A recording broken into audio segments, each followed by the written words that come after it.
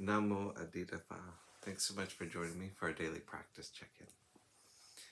Listen, listen, listen. This wonderful sound calls us back to our true home.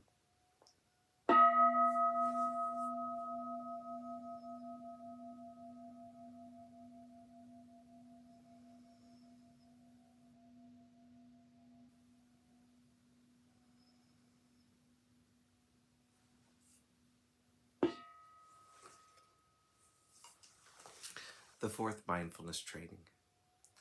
Aware of the suffering caused by unmindful speech and the inability to listen to others, I vow to cultivate loving speech and deep listening in order to bring joy and happiness to others and to relieve others of their suffering. Knowing that words can create happiness or suffering, I'm determined to speak truthfully with words that inspire self-confidence, joy, and hope. I will not spread news I do not know to be certain, and will not criticize or condemn things of which I am not sure. I will refrain from uttering words that can cause division or discord, or that can cause the family or the community to break. I'm determined to make all efforts to reconcile and resolve all conflicts, however small.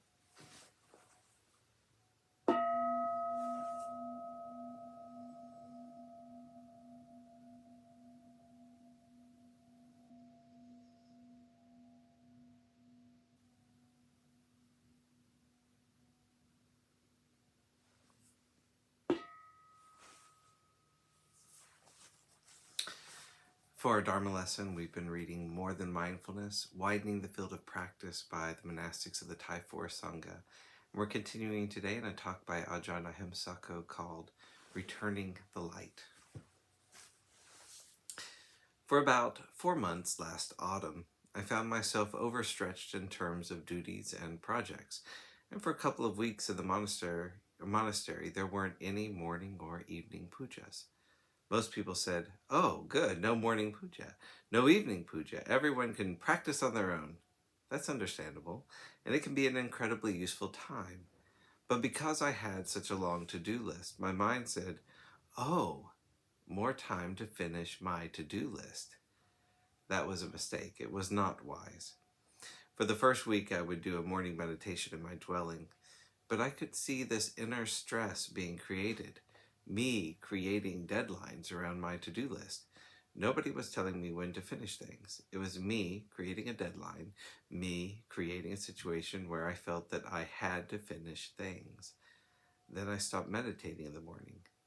And in the evening I was working through until late at night, and then going back to my dwelling, exhausted. I didn't have the mindfulness to see what I was doing. After 1 or 2 weeks, the result was of not returning the light. I didn't see it. Deep down, I knew this was probably not a good move, but I did it anyway.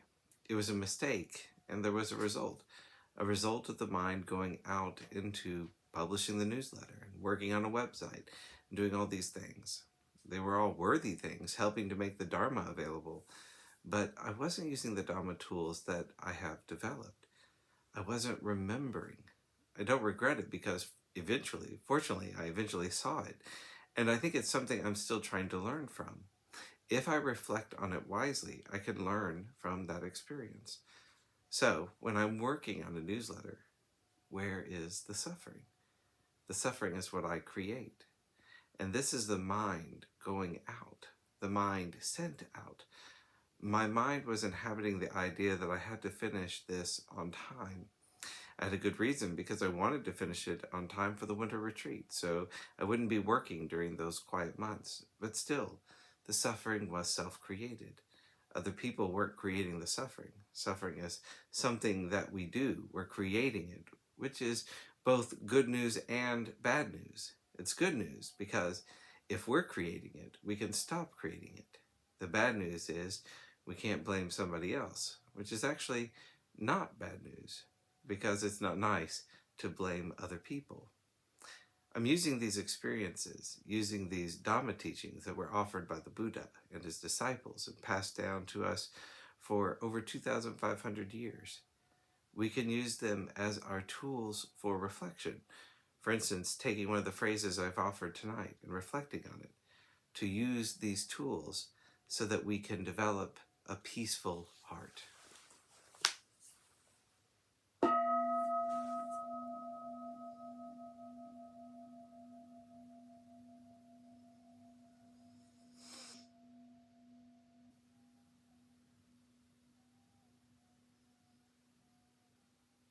May all beings be well. May all beings be happy.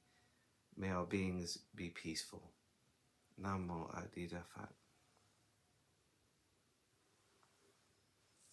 Thanks so much for joining me today.